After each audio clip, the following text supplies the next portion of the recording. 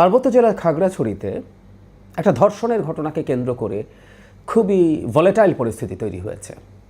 আজও আমি যতদূর দেখলাম পরিস্থিতি খুবই শান্ত হয়ে ওঠেনি।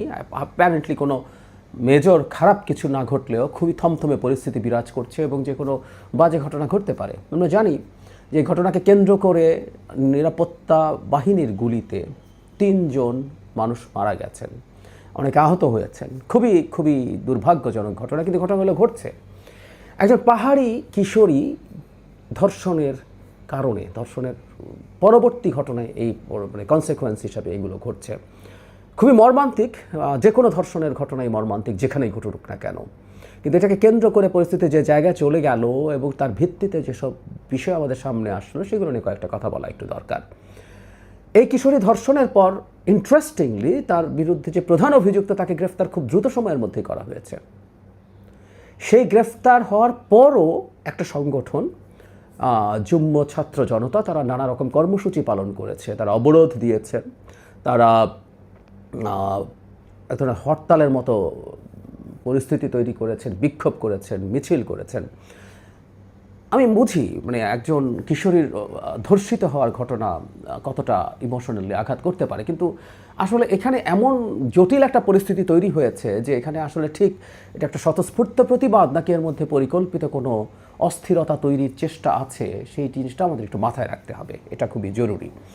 দীর্ঘদিন থেকে এই 3টা জেলায় পাহাড়ি বাঙালি টেনশন আসলে আছে। আমি এটা বলতে চাই যে হয়তো কোনো না কোনো ঘটনার ভিত্তিতেই এই টেনশনটা মাথা চাড়া দিয়ে ওঠে, কোনো কোনো ক্ষেত্রে এটা দায় না থাকলেও হয়ে ওঠে।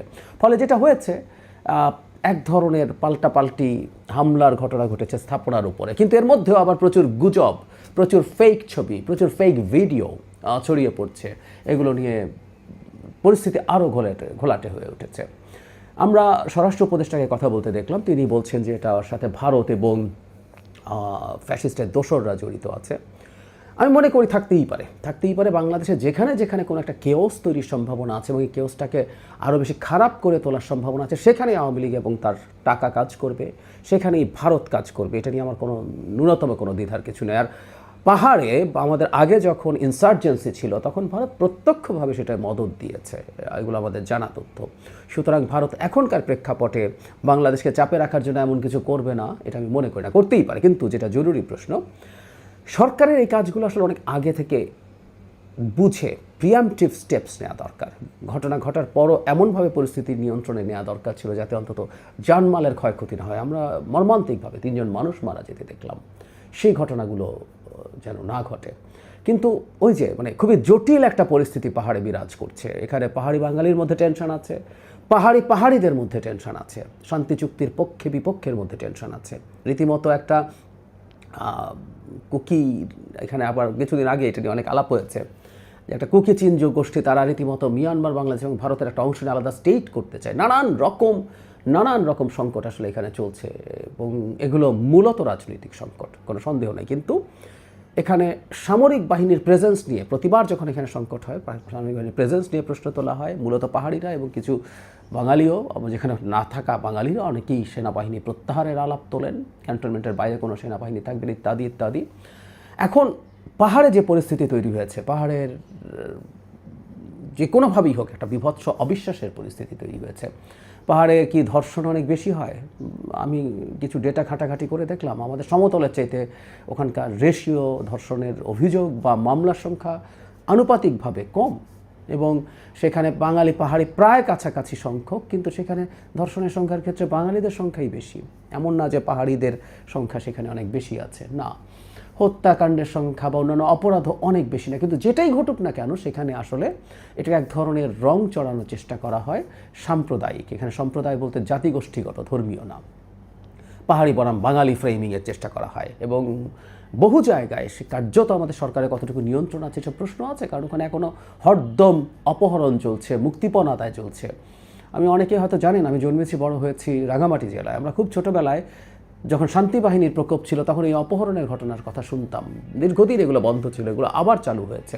সুতরাং এই ভোলাটাইল প্রেক্ষাপটে সেনাবাহিনী এখান থেকে প্রত্যাহার করার কোনো প্রশ্নই আসে না, এটা ফুল স্টপ, এরপর আর কোনো আলোচনা নেই। কিন্তু এটাও জরুরি কথা, সেনাবাহিনী যখন অপারেট করছেন, সেনাবাহিনীর দিক থেকে কোনো মাত্রাতিরিক্ত বল প্রয়োগ কিংবা মানবাধিকার লঙ্ঘনের মতো কোনো ঘটনা ঘটছে কিনা সেটা খুব সিরিয়াস সার্ভেলেন্সের মধ্যে রাখা দরকার।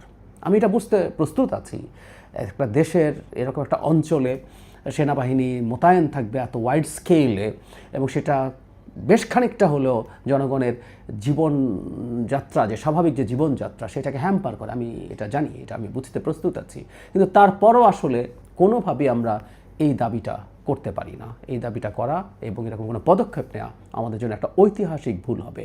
আমাদের পাহাড়ি এলাকার একটা বিরাট অংশের সীমানা, ভারত এবং মিয়ানমারের সাথে বিরাট একটা অংশের সীমানা ওয়েল ডিমার্কেটেড না, ওয়েল ডিফেন্ডেড না। এই রকম প্রেক্ষাপটে এটা আসলে হতে পারে না, বা পাহাড় আমাদের অভ্যন্তরীণ জায়গাতেও যে পরিস্থিতি তৈরি হয়েছে এখন, সেগুলোর প্রেক্ষাপটে আসলে এটা হওয়া উচিত না। খাগড়াছড়ির ঘটনা নিয়ে আমার মানে খুব স্পষ্ট করে আমি অনেক ঘাটাঘাটি করে দেখলাম যে কেন যুগ্ম ছাত্র জনতা এতটা, মানে প্রাথমিক যিনি অভিযুক্ত তাকে মুহূর্তের মধ্যে গ্রেফতার করার পরও এতটা তারা উত্তেজিত হয়ে ওঠে। এটা কি তাদের সেই পুরনো স্ট্রেস, যে পাহাড়ি বাঙালি যে সংঘাত, সেটাকে উস্কে দেয়া? সেটা যদি হয়ে থাকে সেটা খুবই ভয়ঙ্কর ব্যাপার। আর এই যে ভারত বা অন্য কেউ সুযোগ নিতে পারে, তার মানে ওখানে একটা টেনশন আছে। আমরা দীর্ঘদিন থেকে জানি যে আমাদের পার্বত্য যে শান্তি চুক্তি হয়েছিল, এরপর যে ভূমি কমিশন, মানে এই ভূমির ব্যবস্থাপনা, ভূমির মালিকানা নিশ্চিত হওয়াটা আজও করা যায় নাই, এবং এটা হওয়া ছাড়া এই জিনিসটা আসলে কোনোভাবে হবে না। এর মধ্যে ফলে যেটা হয়েছে, পরস্পর প্রতি সন্দেহ অবিশ্বাস আছে। যেমন বাঙালি যারা ওখানে আছেন, যারা কয়েক প্রজন্ম ধরে আছেন, এখন তাদেরকে সেটলার বলা হচ্ছে। এই যে একটা দেশের মানুষ তার নিজের আর একটা ভূমিতে গিয়ে থেকেছেন, হ্যাঁ নিশ্চিতভাবেই এর মধ্যে পাহাড়িদের ওনারশিপে থাকা জমি আছে, সেগুলো আবারও বলছি ভূমি কমিশনের মাধ্যমে নিষ্পত্তি হওয়া দরকার। কিন্তু যে সেটলার বলা, তাদেরকে এখানে অবাঞ্ছিত বলার টেন্ডেন্সি, এগুলো প্রত্যেকটা আসলে পরিস্থিতিকে আরও বেশি ভোলাটাইল করে তুলবে। আমি মনে করি আসলে এই জাতি এখন বিদ্যমান প্রেক্ষাপটে বাঙালি পাহাড়িদের যে অবস্থা আছে, সেই সব কিছু আসলে রাজনৈতিকভাবে আলাপ আলোচনার মাধ্যমেই সমাধান হতে হবে। এর সামগ্রিক সমাধান নেই। এটা সমাধান হওয়ার আগ পর্যন্ত যে কোনো ঘটনাকে ভিত্তি ধরেই পার্বত্য অঞ্চল অশান্ত হয়ে উঠবে, এবং এই অশান্ত হয়ে ওঠার সুযোগ সেটা আওয়ামী লীগ হোক, ভারত হোক, যে কেউ নেওয়ার চেষ্টা করবে। তার আগে আবারও বলছি, আগেও বলেছি, কোনোভাবেই আমাদের এখানে একটা খুবই ভালো শান্তিপূর্ণ অবস্থা ফিরে আসার আগ পর্যন্ত সেনাবাহিনী সরানোর কথা কোনোভাবেই আমরা ভাবতে প্রস্তুত নই। সেনাবাহিনী তার দায়িত্ব নিয়ে ওখানে থাকবেন, মানবাধিকার রক্ষা করে থাকবেন, তার মাত্রাতিরিক্ত বল প্রয়োগ করা থেকে দূরে থাকবেন। এই ঘটনাগুলো নিশ্চিত করে এটা ঘটতেই হবে।